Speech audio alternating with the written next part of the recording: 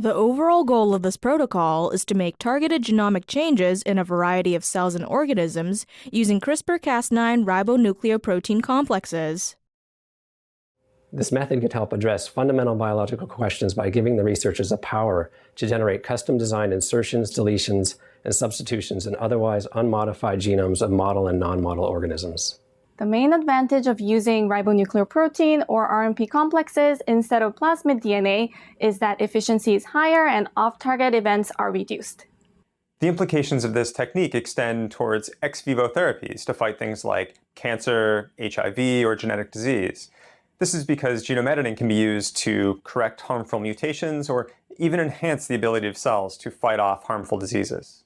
So this method can provide insights into primary human cells, C. elegans, and Parhelia hawaiianensis.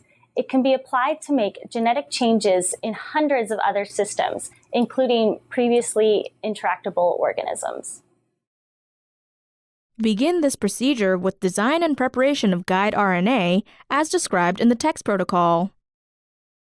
Assemble an RNP complex by mixing a 1 to 2 times molar amount of guide RNA with 200 picomoles of Cas9 protein in a total volume of 10 microliters.